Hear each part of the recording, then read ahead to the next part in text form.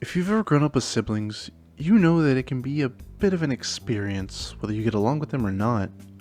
I'm the oldest of three, and I've gotten to see it all. From my first brother who grew up side by side with me, to my second who I'm getting to see grow up, it's definitely been such a strange thing to witness, and oftentimes I wonder what their experience is not being the oldest. I always wonder if I'm doing a good enough job, and sometimes that can be scary. My Big Sister is a game developed in a venture game studio by Strange Games, made all the way back in 2018. It follows the story of a girl named Luzia who, after some unfortunate circumstances, finds herself with a sister transformed into some sort of yokai-esque entity. Now, I haven't actually heard of adventure game studios before, and looking into it, I don't really think it's that popular of a game development software. But from the looks of things, it runs well and the pixel graphics look phenomenal. But enough about the software. I remember really loving this game when it came out, and with the release of its remake back in 2022, I don't think there's a better way to experience this game. So let's dive right in and see what this hidden gem has to offer. The game starts off with someone talking about some sort of dream that they keep on having, and it seems to be on some sort of loop that they want to break. The world fades in and Luzia appears to be in some sort of marketplace, confused and alone. Despite being in some sort of back alley marketplace, the vendors she speaks with are incredibly kind. There's even a nice noodle lady who feeds Luzia and gives us this cute, goofy image of her enjoying the noodles. In terms of gameplay, My Big Sister serves as a puzzle game. Similar to your classic RPG Maker style games, you find items by doing certain actions like getting the chopsticks from eating the bowl of noodles. Luzia uses these chopsticks on a cage near the top right of the alleyway with a key just out of reach on the inside to just barely reach for it. It's a key for the boiler room, the same room Luzia heard someone crying in earlier. She unlocks the door and steps inside only to find Sombria, her older sister. It's here that Luzia is actually pretty mean to Sombria. When she asks Luzia for help, all they say in return is that she doesn't need Sombria's help and to go away. After Sombria disappears, Luzia apologizes and vows to figure this out soon. It seems that whatever happened, Luzia had a hand in it happening. After finding a coat hanger in the boiler room locker, we return the key to the vendor man and use the coat hanger on a drain to uncover a flashlight. This means that we can go into the dark air vent and finally get to see. And then Luzia wakes up. It was all just a dream, it seems. She keeps having the same dream of the marketplace every night, and it disrupts her sleep. Unable to go back to sleep, she goes downstairs to find what her sister might be up to. She finds Zombie smoking on the front porch, and the two engage in really cute banter. It's clear that they have a very natural sibling love while still getting on each other's nerves. I can really relate to some of these bits, talking about dreams, bringing up stupid little nicknames and insults. It's great. After trying to finally get some shut-eye, the lights seem to go out on their own. When we go downstairs to investigate, a trail of some mysterious red substance leads from where Sombria was to the doorway. Outside, we see a moving truck and make our way inside the back where we see Sombria in a puddle of some mysterious red substance. She tries to tell Luzia to run, but it's too late, and the door slams shut behind her. I gotta say, this is an incredibly interesting way to prologue a game. The whole intro took me just about 10 minutes to beat, and it would have been faster if I didn't try bumping into every little detail like a moron. But regardless of my gaming ineptitude, the hook of this game is really fascinating and it makes me want to find out more about what's going on. So let's keep going and find out, shall we? We come to and Luzia appears to be in the office of some therapist. He seems particularly interested in our dreams and talks about Sombria's death. But she can't be dead, right? We were just with her a second ago. Luzia seems certain that her sister is still alive and well, but the therapist seems adamant on the idea of her death, a concept that Luzia pretends to go along with, for a total of 2 seconds before clarifying that she accepts that Sombria is still alive. The therapist explains that it was Luzia herself who found Sombria's body hanging in her room, but that doesn't seem right either. What about the van? Luzia is tasked to choose an item in the room, and it's here you can actually choose between a few items. You can pick up a brain and a doll and present either or to the therapist. We pick the brain and the therapist starts spouting off some sayings, but Lucia suddenly becomes insistent on ending the session early. The therapist threatens Lucia on wasting his time, and she claims to remember exactly what happened. How he hurt her, touched her, how the medication helped her forget. A howling, screaming wind is heard as a hand appears from the ground, pulling forth some sort of entity. It's Sombria, who leaps forward and bites off the therapist's head. Thankfully, it seems that Sombria still has her wits about her, and she holds a conversation with Lucia well, lamenting her new body and the situation she's in. It's just like the dream Lucia had early in the marketplace. Speaking of the marketplace, we enter the receptionist room and find who else but the new lady. What's she doing here? She seems to know quite a bit about Sombria's situation, but Lucia doesn't really question it. How does she know? Is she involved somehow? All questions we'll hopefully be finding an answer for. After finding a key in a toilet's hand, we end up locked inside with a mysterious red substance overflowing from the sink, and Sombria comes out of it. Sombria? Sombi, you're looking a bit, different? She calls out Lucia for ruining her life, and spits such verbal venom that it's a bit of a hard scene to watch. Whatever caused her to be like this, it seems to both sisters that Lucia is at fault. But despite all this, Lucia is determined to fix the situation. But something strange. We're back on the truck again, and Sombi still looks human. The two chat for a while as the truck keeps moving, and the scene cuts to the two of them suddenly in some sort of bathhouse where some lady awaits. Her name is Ashina, and she apparently has her own game made by Stranger Games called Ashina the Red Witch. Maybe I'll have to check it out sometime. But for now, it seems that it was Ashina who kidnapped the siblings for some purpose. Ashina appears to need Sombria for some sort of chance to escape some sort of curse, it seems. She wants to use her as a sacrifice, trading bodies with one another. While Sombria seems to be less than pleased about the whole situation, Lucia is actually quite chipper, and really wants Sombria to consider the concept of a witch willing to give anything to spare herself from a curse, much to Sombria's dismay. Surprisingly, Ashina seems to be very cooperative and willing to accept Sombria's declination, even being surprised about how they were kidnapped and thrown into a truck. She offers to arrange a transport back home and lets the duo enjoy an all-you-can-eat buffet while they wait. After the sisters leave, the noodle lady appears, and she seems to have some bad blood with Ashina. Turns out that the lady is the Red Witch's mother, and they go on about some sort of curse, and how one of the sisters can be the key to freeing everyone. At the buffet, Sombria is incredibly stressed, and as usual, Lucia isn't taking any of this seriously at all. We take a fish and try to find some more people, and that's how we end up meeting Nikuya, aka the Butcher. He's the cook at the bathhouse, and quite honestly, doesn't seem too pleased to be there. He gives off real back alley smoker during his break vibes, if you catch my drift. To progress, we need to get these red tiles to form the eyes on the ghost lady's portrait in the bathhouse room. One of these tiles we can find right away in the crevice of the buffet.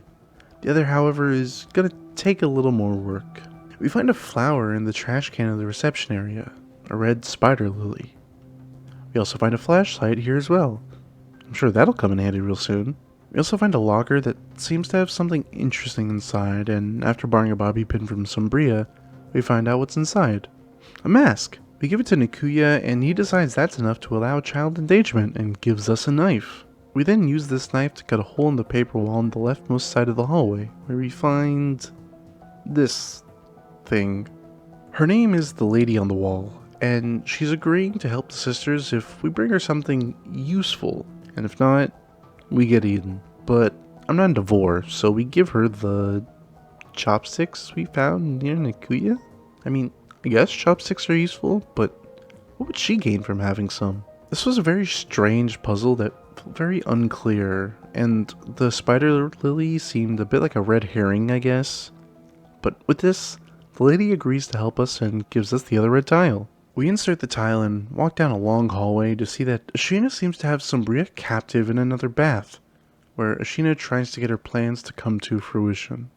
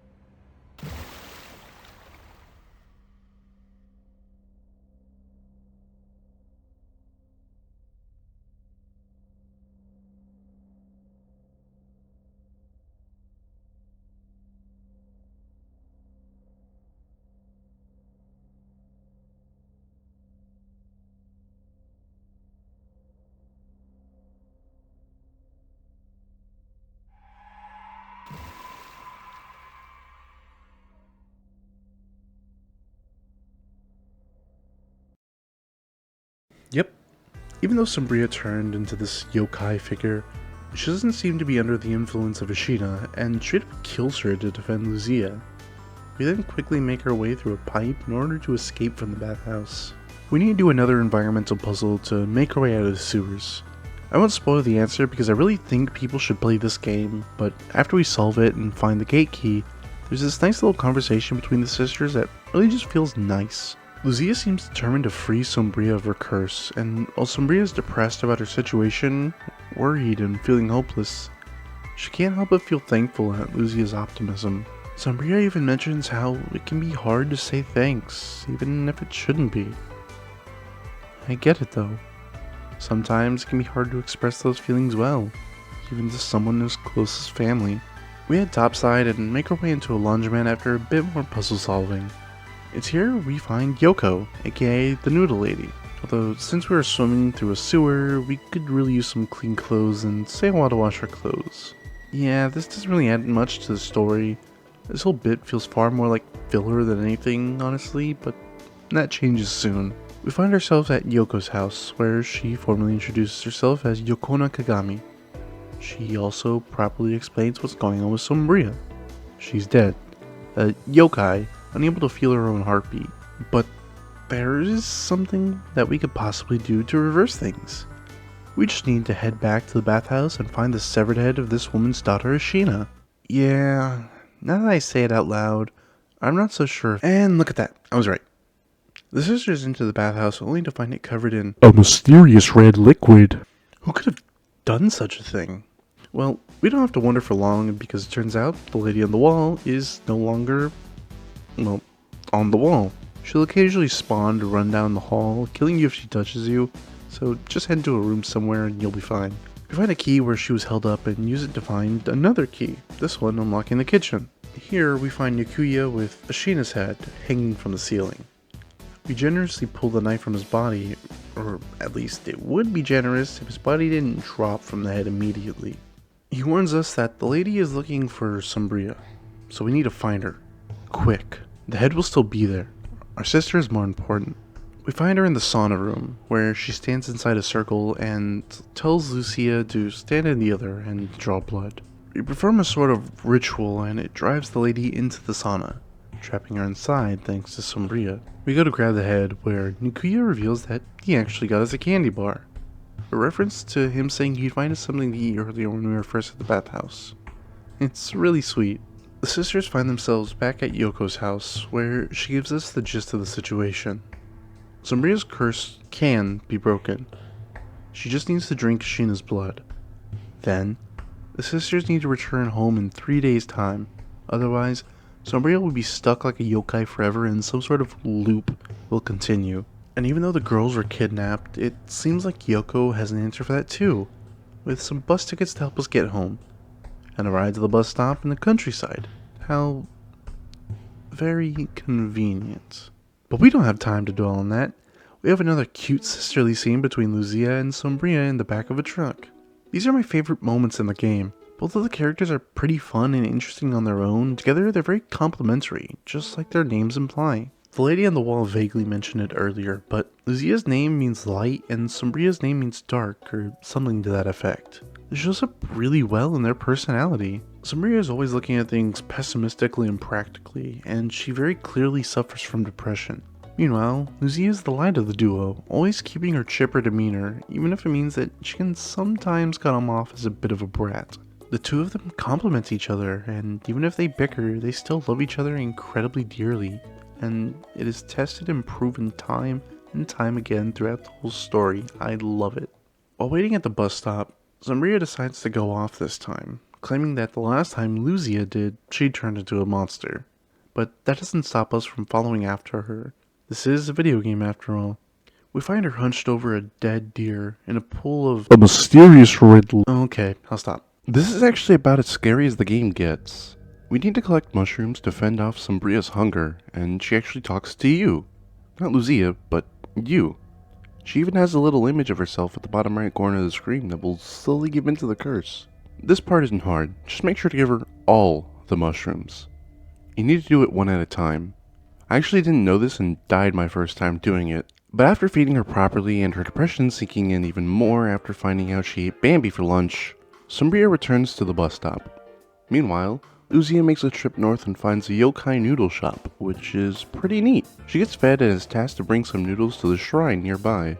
The lady did just feed us, so it wouldn't hurt to carry out this little request. And it's at the shrine that we meet Ouija, the forest spirit. He seems to know quite a bit, both about Luzia, Sombria, and this loop. It seems this isn't the first cycle of whatever this loop is. What's going on? We get a leaf from this big fella Mudo by giving him the mushroom that Ouija gave us for all the noodles. And then there's this really heartfelt moment between Luzia and Sombria that made me smile. It was really sweet and just really shows that even if things are complicated, the two really do love each other.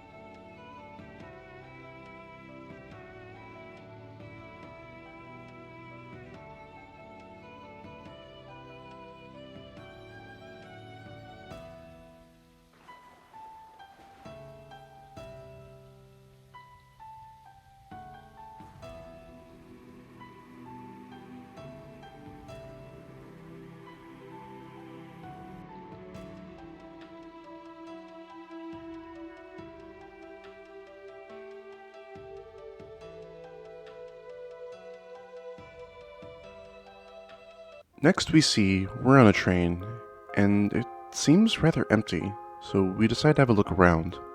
Going left, we see these rooms with strange notes. They all seem to be talking about the loop. This isn't right. Luzia is already feeling like she's been seeing this all before, and these notes aren't helping. Maybe this loop really is unbreakable, but now's not the time to think about that. We make our way to the engine room with a key card we found in one of the rooms and meet Gustav, the engineer of the train. He seems like a kind and hearty man, and he warns us of something called the Valley of Sorrows and implies that it could be dangerous. Luzia hurries back to meet up with Sombria in the bathroom. You know, for privacy. Luzia asks the hard question. If this is a dream. If Luzia is even really herself, and Sombria brings up that she has been acting odd. But there's no time to think. We're given a keycard by Sombria, then make our way to the back, where we find Stretch, the luggage boy of the train. He's a nervous guy, even more so because he was warned against talking to Luzia. But why? We make our way out to the back of the train, enjoying the view and lamenting the idea that Luzia might not be herself anymore. And that's when this guy, his name is Little Jacket by the way, shows up and gives us some exposition about the history of the sisters. And right when he's about to give us some crucial information, the lady shows up like Usain Bolt and eats Little Jacket. She's after Sombria for some reason and calls her sister. That can't be right. Sombria's Luzia's sister, right? We run to try and warn her, but who else shows up but that damn noodle lady Yoko again? She warns Luzia that her life is worth far more than Sombria's, but Luzia doesn't seem to really care about the ramblings of an old lady and hurries to try and find Sombi anyways. We meet up with Gus and he tells us that Sombria actually went back to her seat looking for us. But we didn't see her at all.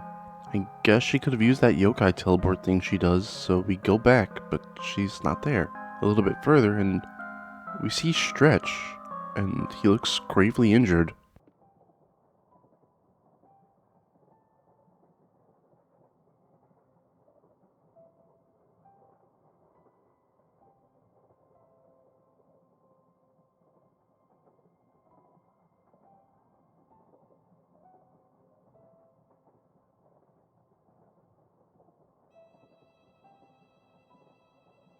He was kind to the end. It really is a sad sight to see him go like that, but we gotta keep going. We need to find Sombria.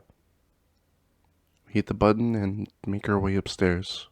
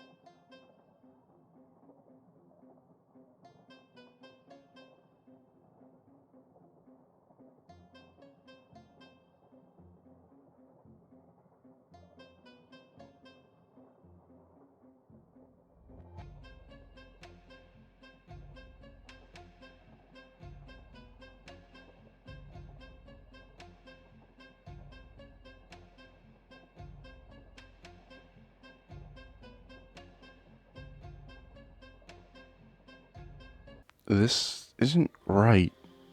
Nothing is making sense anymore. Who do we trust?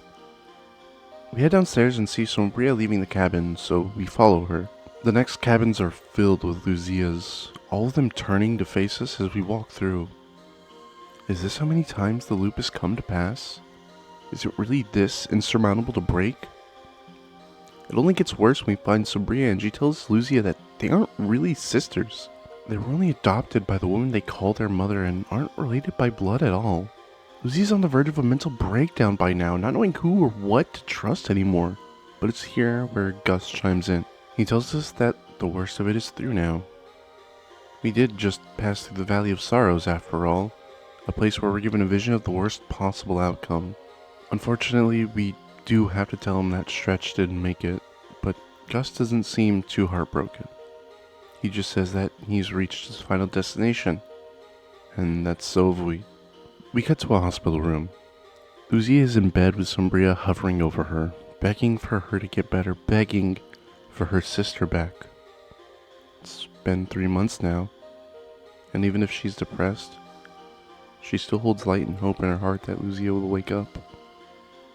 But as soon as she leaves,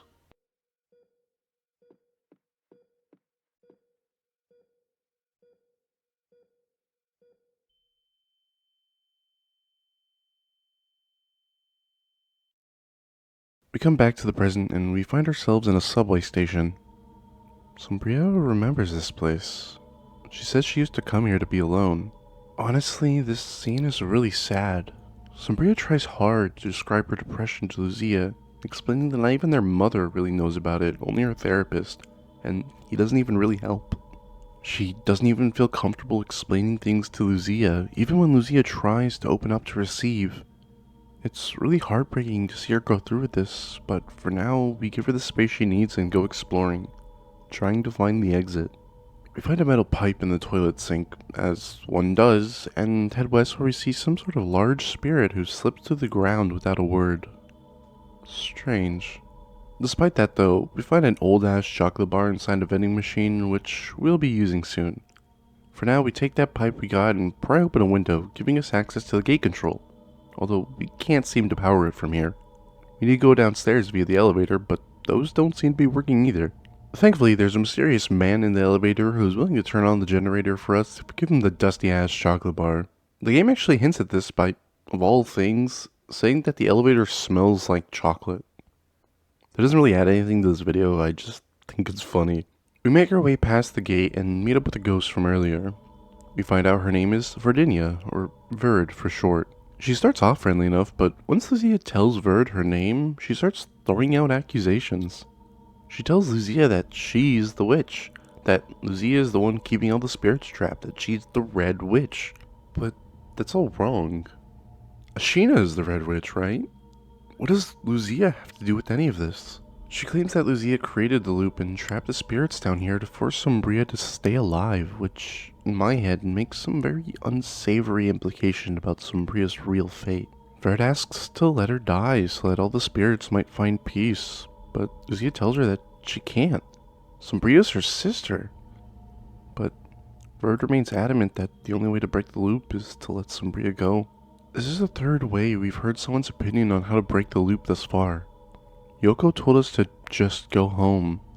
Ashina said to protect Sombria, and now Verd is saying to let her go. None of this is making any sense. What's the right choice? We go to find Sombria, who's now inside one of the bathroom stalls. She wants to be left alone, but Lucia is the one who decides to open up this time. Before I go on with this, I'm gonna issue a content warning for the rest of the video. If themes of self-harm or suicide are too much to you, then please take care of yourself. I know that it's been lightly touched on before, but it's about to get a lot more explicit here, so I'll see you in another video. For those of you willing to keep going, let's go. Lucia tells Sombria that she feels connected to her, that despite it all, they're still sisters and that she'll always be there for Sombria. She loves her big sister very dearly and wants to be there for her to stop her from taking her own life. Sombria claims that she never goes through with it, and Lucia tells her that sometimes we do, and that even if it's not her decision to make, she will always be there for Sombria, even if she isn't physically near. The best part is at the end, where Lucia asks Sombria to promise her something, that no matter what, Sombria will always be her sister. It's heartwarming and deeply touching. The scene shows exactly how much Lucia actually cares for Sombria, and how much the bond between the two siblings mean to both of them. They argue and bicker constantly, but right here, where it matters most, they have each other's backs, no matter what. Sombria gives us a doll, and we give it to Verd.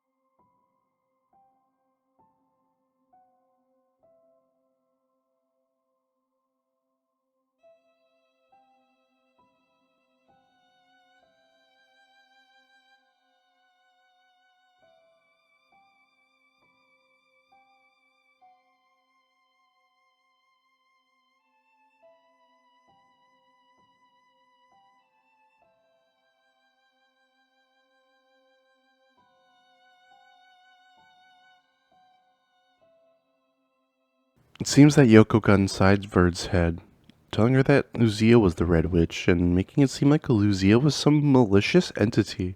But the conversation is cut short when Vert heard some sort of laughter.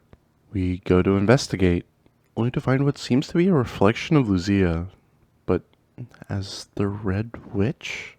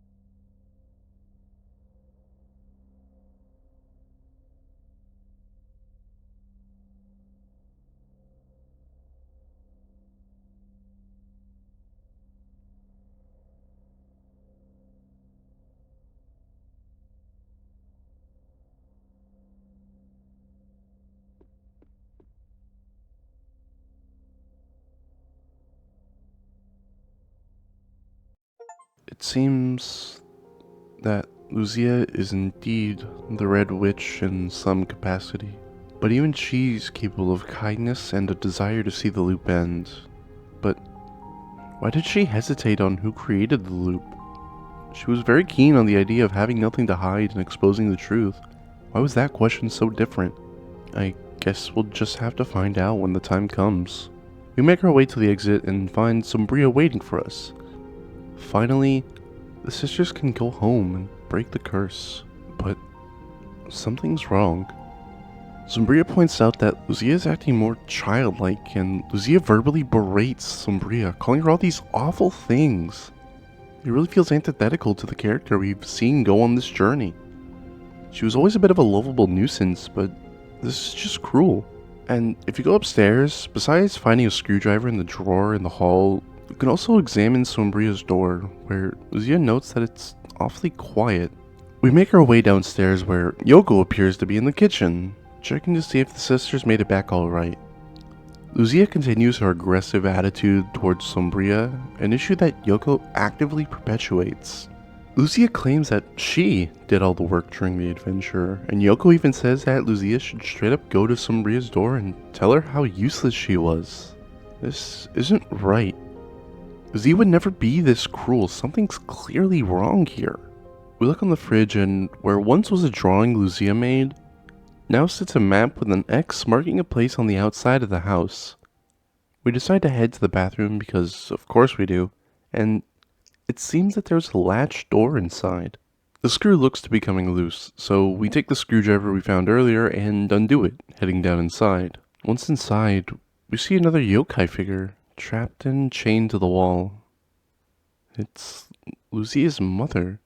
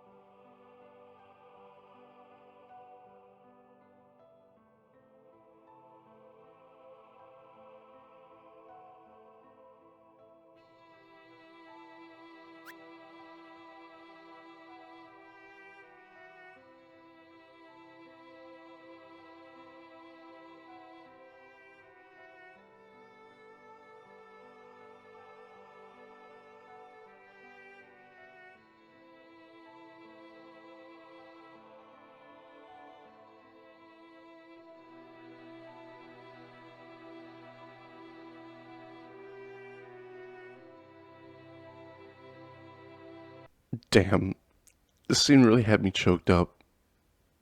It really shows that even if the mother wasn't biological, she still loves the two of them all the same. She loves Lucia and she loves Sombria and she wants them to get along together. It's the compassion that Lucia needs to snap free from that sadistic and cruel nature that suddenly started taking over her once they got home. We take the shovel from next to the mother and take it out back to find a knife in the garden. It's Nikuya's, and it's got a little note attached to the back with some hopeful words. Now, I'm going to drop a spoiler warning here. I'm not going to be talking about all the endings, just the two I recorded. There are a few more, so if you're interested, I urge you to check out the game itself. Now, on to the first ending. We take the knife and use it on Yoko. But instead of using it right away, Lucia asks her a question. Truth or dare? Yoko's confused, but ends up saying truth. Lucia asks why she let her daughters go. Why she was content with letting things play out as it did between Tenna and Ashina. Yoko blames Lucia for being a witch, for ruining her daughters. Lucia asks truth or dare again, forcing Yoko to keep going. She chooses truth once more. Lucia asks if Yoko still blames her for what happened to Tenna and Ashina, to which Yoko quickly responds yes, but Lucia retorts, asking why didn't she stop them then? Why she decided to condemn her daughters to their fate while she courted the very man they were fighting over to begin with. Once more, Lucia asks, truth or dare? This time, Yoko picks dare, asking Lucia what she would have the audacity to dare from her. Lucia, through tear-filled eyes, does the only thing that would solve everything. The only thing that would end the cycle. She dares Yoko to die and plunges the knife into the old woman. For all the lives you have ruined, may you find peace, old hag. We then consider going to sleep, but decide to explore just a little bit more. We investigate one of the dumpsters outside and find a bobby pin, and we knew exactly where to go with it. We unlock Sombria's door, and Lucia is noticeably softer and kinder here, like how she was earlier. Sombria asks if Lucia knows everything, and Lucia confirms, saying that she has to do what needs to be done. And with that,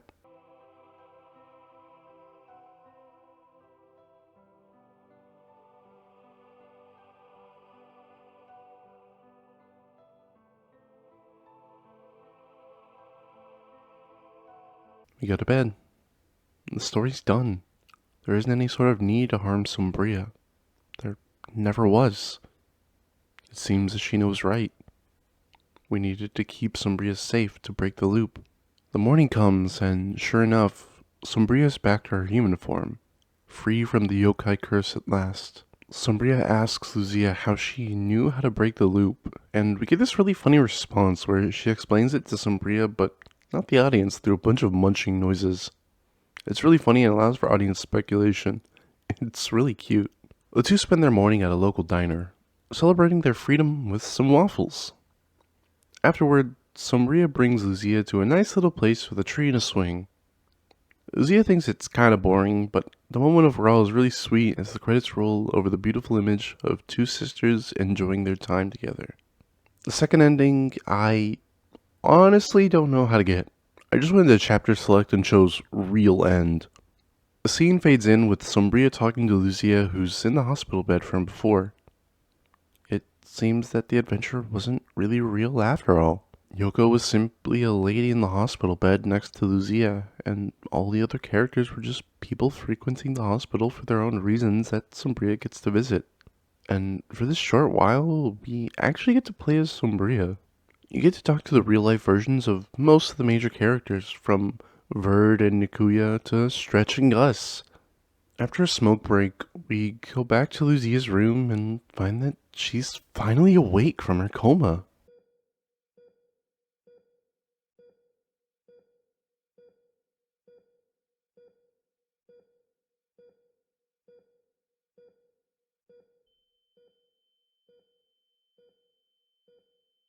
No, this can't be, right? Lucia can't be. Thankfully, It turns out she's alright. She's been awake for the past few days now and just unplugged her heart monitor. That damn rascal.